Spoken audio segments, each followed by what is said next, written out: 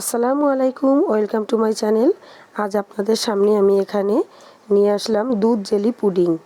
তো রেসিপিটা দেখা যাক কি কি লাগছে। এখানে আপনাদের দেখাচ্ছি, সম্পূর্ণ ভিডিওটা দেখবেন।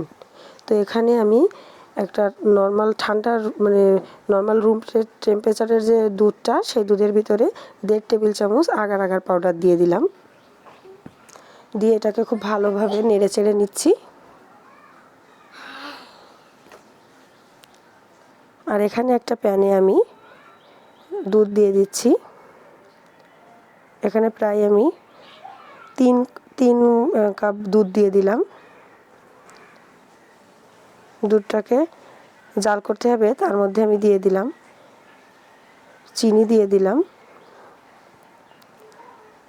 দিলাম প্রায়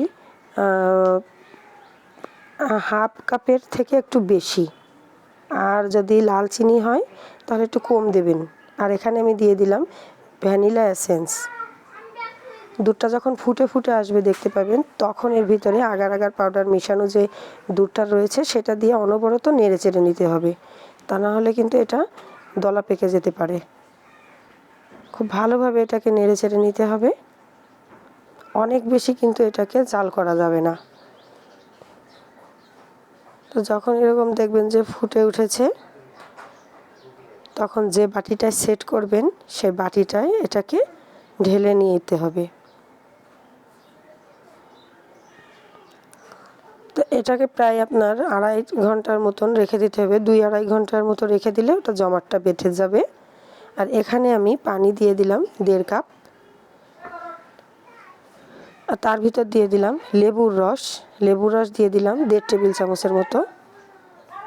আর এখানে চিনি দিয়ে দিলাম হাফ কাপের মতো। আর এখানে আমি ফুড কালার ইউজ করছি, লালটা। আর এখানে আগার আগার পাউডার দিয়ে দিলাম।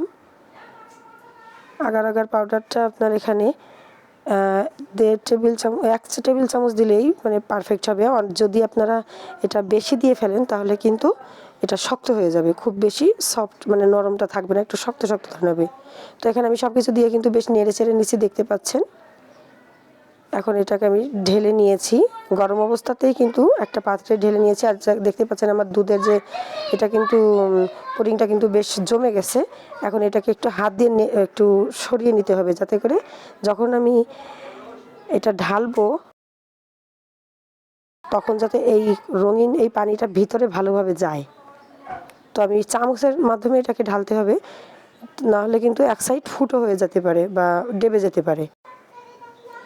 তো এই চামচটা হালকা একটু প্রেস করে করে এর ভিতরে বেশ ভালোভাবে এটাকে এই রঙিন এই জেলিটাকে কিন্তু দিয়ে দেওয়ার চেষ্টা করতে হবে।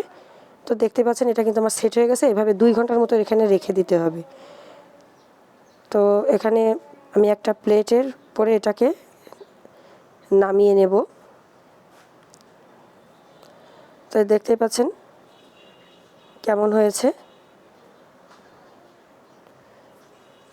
একটু আমি কেটে আপনাদেরকে দেখানোর চেষ্টা করছি।